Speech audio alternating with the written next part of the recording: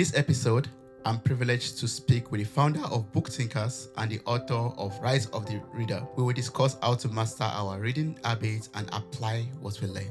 Welcome to the show, Nick. How are you doing? I am doing very well. I love your energy. Can I actually ask you the first question on the podcast today? Yeah, sure. Yeah, sure, please. No problem. All right. What is your favorite book of all time? Oh, my favorite book of all time. I mean, I don't have a favorite book of all time. It changes over and over.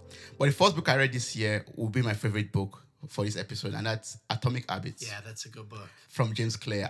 It has been recommended to me several times, and my brother happened to visit me, and he was reading the book. He finished reading the book, and I told him, "You're not leaving my apartment with this book, and I have to read it also." And it became my favorite book. Oh, I love that. Yeah. One of my favorite concepts from that book is that every action you take is a vote for the person you're becoming.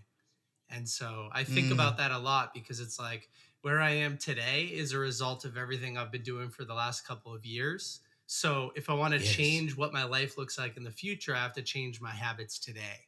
So it creates a little bit of urgency. Exactly. Yeah, it reminds me of this compound effect. Basically, I actually read a book about compound effects too. I've forgotten the author's name right now. That used to be my former favorite book. I'll try to remember his name. Darren Hardy. So read exactly. Thank you, Darren Hardy. Yes, I mean reading that book also about compound effects, about the smallest things you can do and how they compound over time. 1% becomes 1.01%, and it increases that way. And before you know it, you have way ahead of what you want to even do in your life. Yeah, absolutely. Well, thank you for indulging my curiosity to kick off the show today. Thank you so much. That's something new to me. That's a privilege. Thank you. Oh yeah, of course. So in this episode, I would love us to talk about your new book that's coming out on the 1st of November. And before recording, I said, "Oh, we have that in common because we're also scheduled to release a book 1st of November." But our own book we will not be teaching you how to be a reader and how to go into reading habits. Actually, you might need Nick's book first before you read our book. you might need to read that book first to learn how to read properly and to learn those strategies before you can pick up our own book and then apply this knowledge basically in reading our book and other books you read in the future. Yeah. So So Nick, I would just like you to tell us what inspired you to write now at this time, 9 years after you started going into personal development. Well, when I started 9 years ago, I didn't know any of the things that I know today, right? So when I was reading back then, I was excited, I was passionate, but I didn't really take much action on the books I was reading. Today, I know exactly how to get the most out of every single book that I read. And so I wrote this book because over the years, I've been building my community, Book Thinkers. And we do about 1 million impressions a month on Instagram. We have a big community of people. And I've been asked the same questions 1,000 times. How do I pick the right book? How do I take good notes? How do I retain more from the books I'm reading? How do I implement more and take better action? And so I thought, you know what? I've got to write a book on this subject. I kind of wish somebody else did, so I could have just pointed them in that direction because I never wanted to be a writer, but I just, I sat back over the last couple of years and I built this book. So it is a little bit meta, right? A book about books, a book about how to read and implement information. But I'm telling you, once you read my book, by the time you're finished, you'll know how to get more from the other books like Atomic Habits that you're reading. So I can't wait for this to be out there.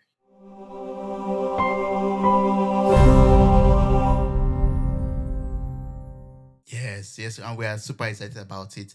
And just as a teaser, basically, I would love us to talk a little bit about what's in your book.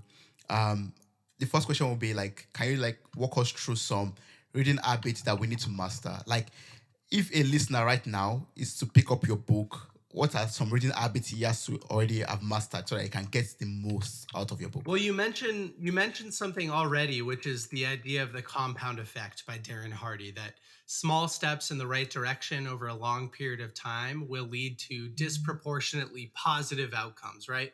So when I think about reading, I think let's start small. Let's start small, slow, and consistent.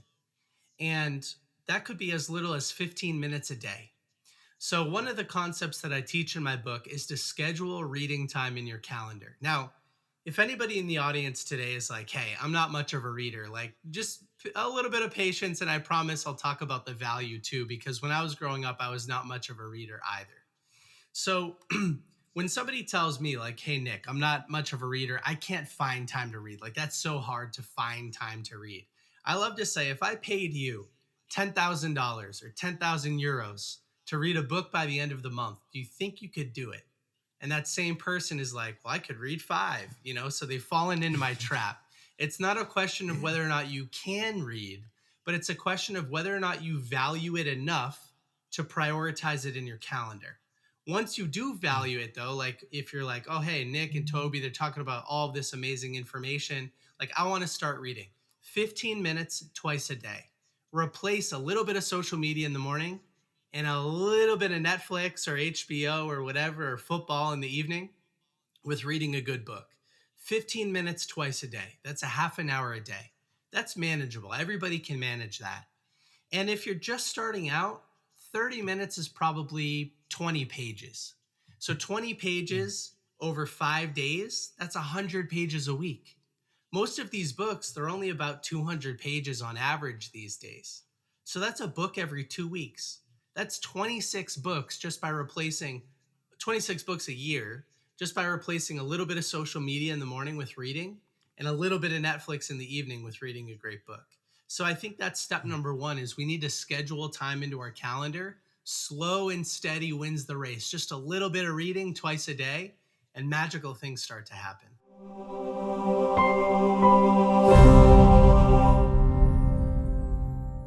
Yes, just a little bit. Yes, I mean, 15 minutes, 30 minutes a day, and that's enough basically to cover a number of books in a year. Yeah, yeah. And earlier you talked about, taking notes also. Like now you've encouraged me, motivated me to start reading books, but then I want to be able to take notes so that I can retain everything that I learned or everything I'm reading. What's the best way to take notes? Is there like a way or magic behind that or a skill behind that? Yeah, absolutely. And we'll go even earlier into the process first, and it will help kind of make sense for what to take notes on. So each and every time I read a book, I set an intention for the book that I'm reading.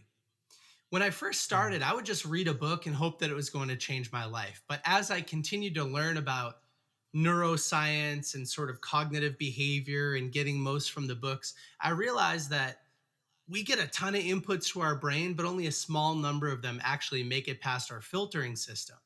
So we need to filter for the right information. Each one of these books has the power to change our life if we know how to look for the right information. So by setting an intention, we tell our brain what to filter for.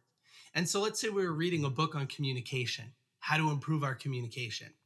Don't just read the book. Say, I'm looking to find and implement at least two communication strategies that I can use at work by the end of October.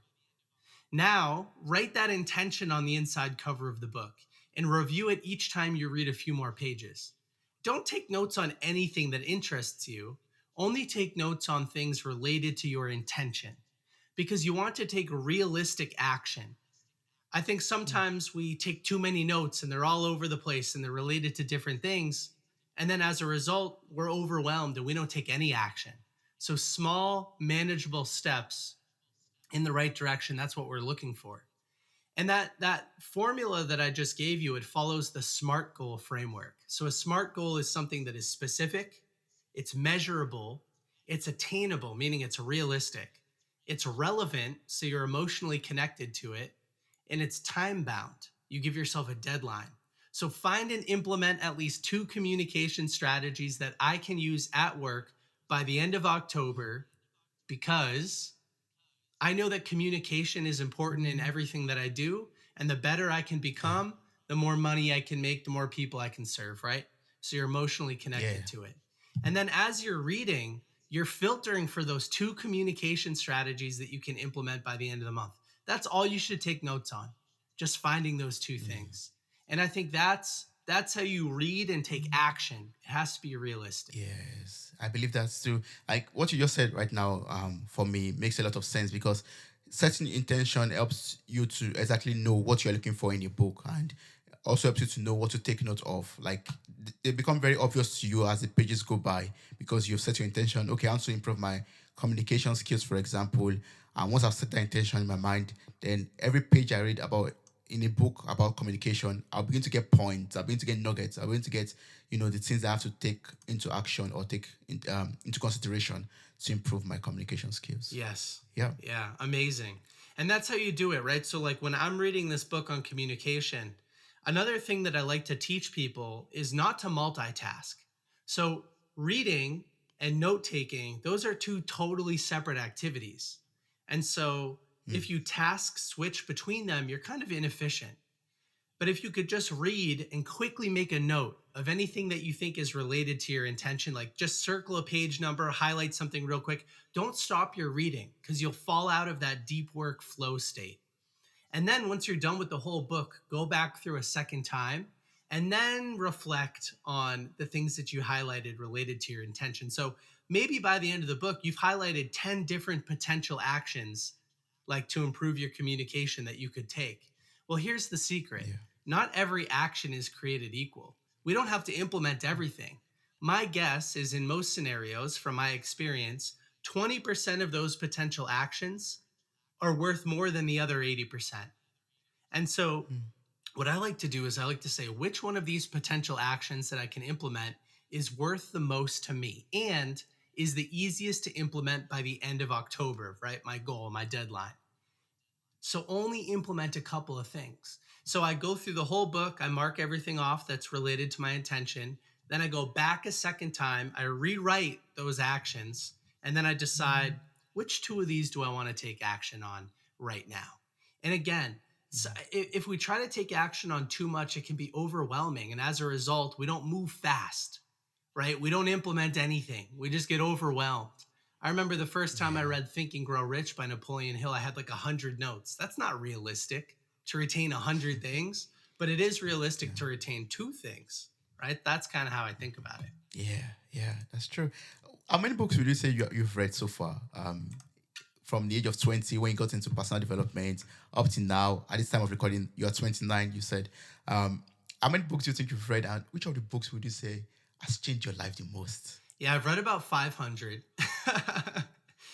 Wow. Yeah, and I think that maybe 5% of those have had a bigger impact than the other 95%, right? So I kind of have like we'll call it 25 books that have really changed everything for me. And I'll mention a couple today. We already talked about one, which is The Compound Effect by Darren Hardy. Because again, it's the same thought. Like, how do you eat an elephant? One bite at a time. How do you implement a book? One action at a time. Small, manageable actions. It removes any anxiety or like overwhelm. And so I think that's a really important book for everybody that's listening today or watching today. Um, for any business owners out there, anybody that owns a small business or works in a small business, I love $100 million Offers by Alex Hormozy. I mean, it's such an amazing book on helping you increase your average deal size and build a bigger business. So that's one of my favorites. If you're looking to travel the world and build a business, like maybe you have this idea for a business, but you're not really sure how to get started, I recommend The 4 Hour Work Week by Tim Ferriss. It's such an amazing book. And I owe everything that I have today to what I learned inside of that book. Tim basically says that reality is negotiable. You can design a life that is uniquely fulfilling to you. You don't have to fit in society's box, right? You could do something unique. And I used that book to sort of build my life. There's a great book called The Go Giver by Bob Berg and John David Mann. It teaches you Yeah. 5 core lessons. My favorite one is the reciprocal nature or the reciprocal relationship between giving and receiving. Like the more you give, the more you can receive, which then gives you more to give. So that's been a really important book for me. And I love The Alchemist by Paulo Coelho. It's a book that teaches you how to state your intentions to the universe so that the universe can conspire to assist you. Um, but listen, man, I've read books on health, on personal finance, on happiness, mindset. Like I have so many favorite books. But those are some of my favorites that I just mentioned.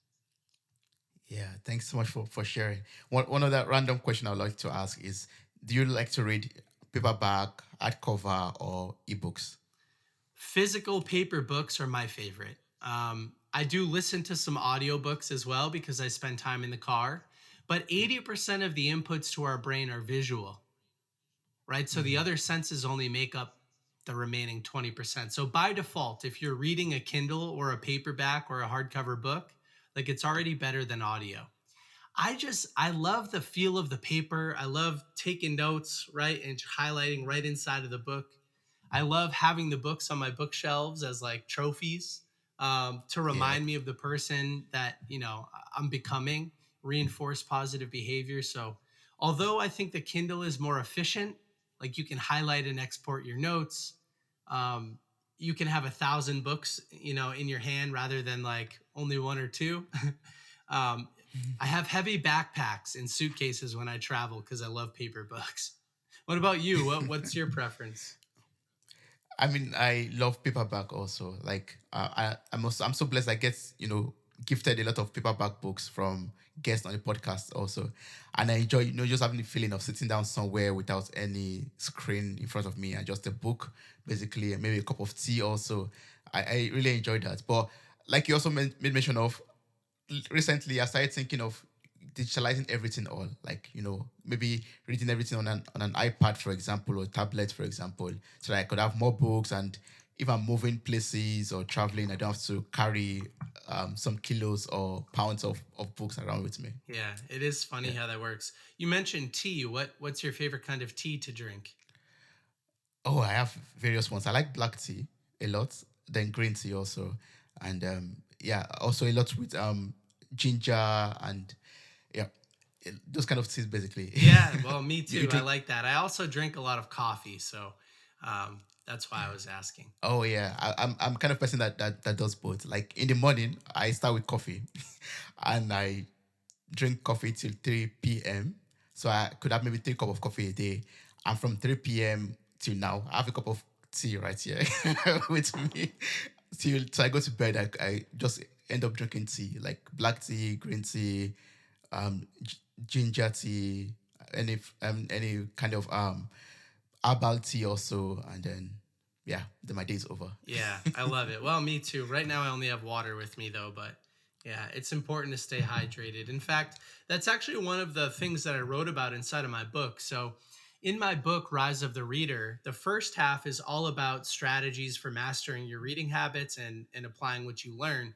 The second half details over 100 things that I've implemented from the books I've read. And they're broken into healthy habits, wealthy habits, and happy habits. And so, one of my favorite health habits is actually to drink more water or tea, for instance, because 80% of Americans, and I'm sure it's the same in Europe, 80% of Americans are chronically dehydrated, drinking far less than the recommended amount of water every day. And so, some of the bad things that happen when you don't drink enough water or fluids, tea, you get headaches and it can lead to all sorts of bad things over time. So, it's that's why I brought it up. Like, I just wanted to highlight that the book covers some things like drink more water as well. Yeah.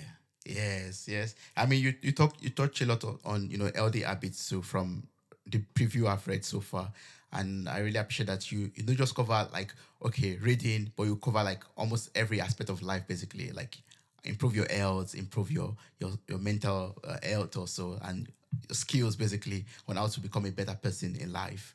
And that leads me to my next question. Like when a reader picks up, your book, reads it, and takes notes to, retain all the points and knowledge that has been learned, how can we then take the next step of turning all of this knowledge into action? What do we have to do to translate all of this into action?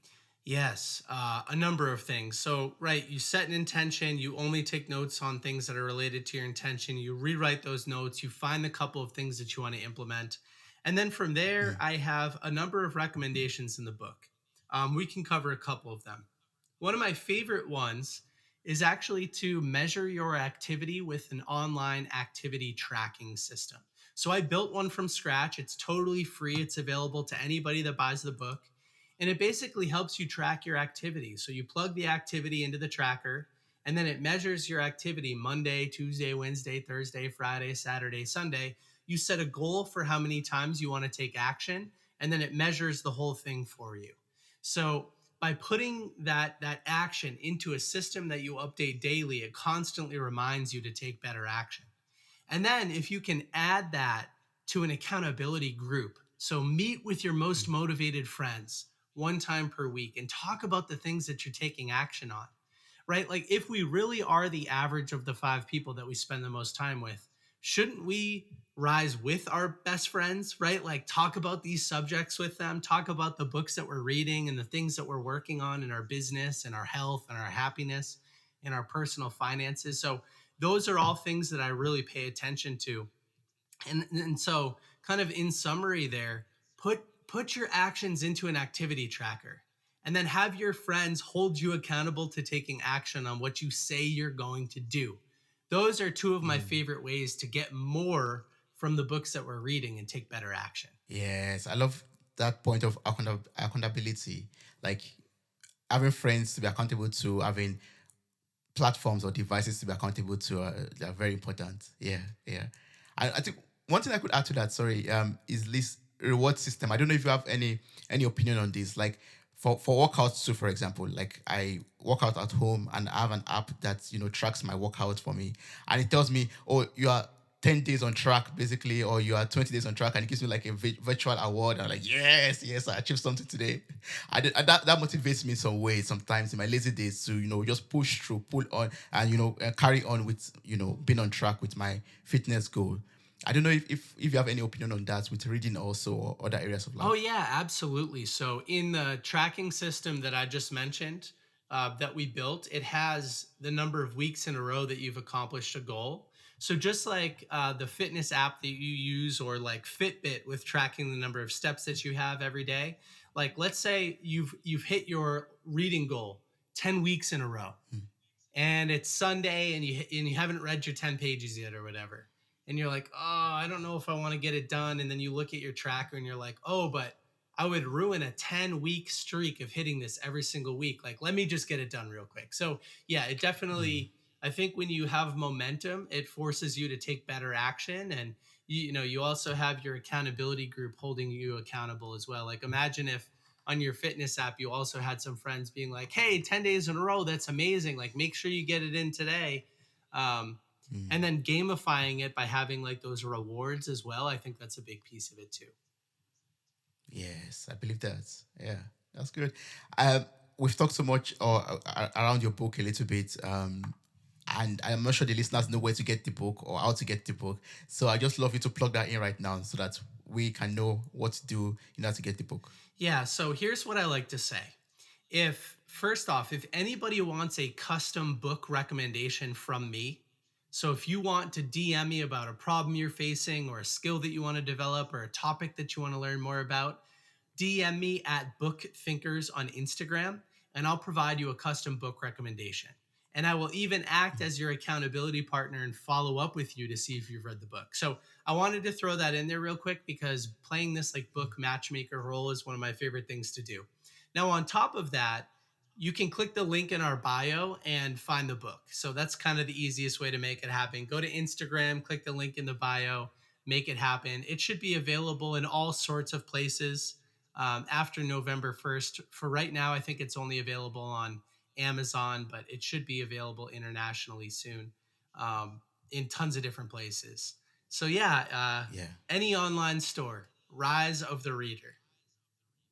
Yes, Rise of the Reader. I'm going to place a link to your Instagram in the show notes of this episode. So I encourage everyone to visit your Instagram page, follow you on Instagram, and click on the link. There you'll find three links: the link to the website, the link to pre-order the book if you are listening to this before it's released, and also to enter for 500 book giveaway that you are so generous to do also. So I'll place that link just there for anyone who is interested to just click on the link and get the book, get across to Nick also. That'll be awesome. So Nick, you got into this personal development game or journey when you were 20, and now you years afterwards. I would just like to know if you reflect back, if you think back on your journey so far, like how has the world of personal development changed your life? I mean, it's changed everything.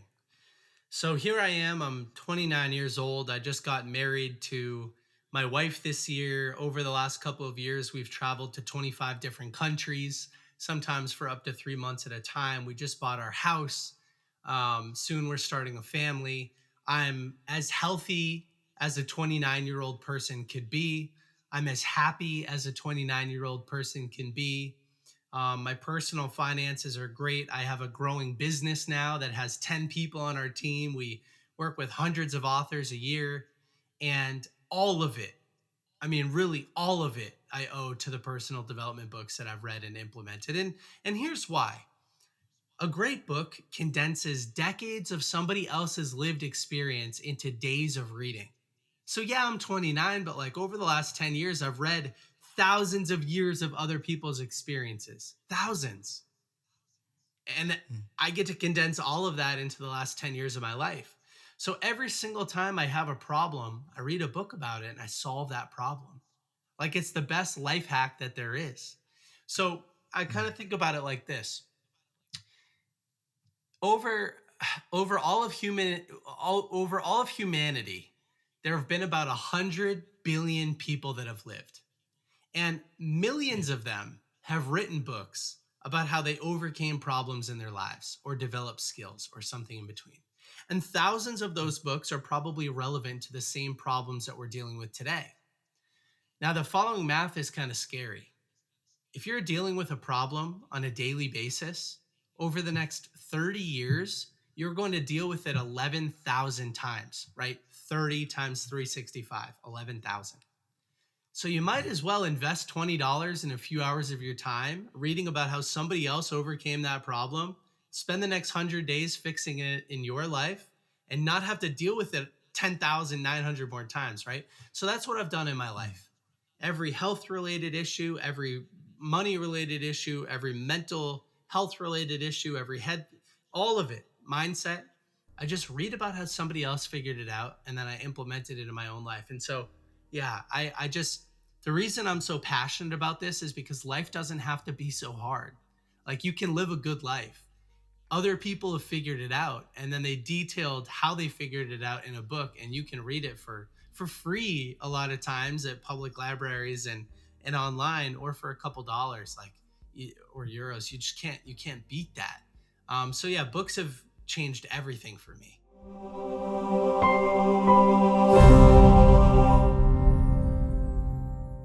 Thank you so much, Nick. I really appreciate your presence and your time on this episode. And I've learned a lot from you in this conversation. I've learned about the importance of reading. I've learned the reading habits that we need to implement so we can read better. And I've also learned, what to do in terms of taking notes in order to retain what I've read and also the importance of taking all of these notes and putting them into action. And your book will be released on the 1st of November. I encourage everyone out there who is listening to follow you on Instagram, get on your on the on your website, find out information about how to get the book and get the book, read the book, and also get across to you on Instagram into your DM where you could help them to you can match them up with books to read basically. As a closing remark, I don't know if you have anything you still love to share that we've not talked about. I will just say that the right book at the right time can change your life. And if you choose not to read these books, then you're choosing to live under your potential. So read. Go read something good. That's my closing remark. Go read something good. Thank you so much, Nick. I appreciate this. It was wonderful speaking with you. Wow, you made it to the very end of this episode. Thank you so much for listening. I'm grateful for your time, your love, and your contributions. Subscribe, like, review, and share this podcast. God bless you. Bye. Bye.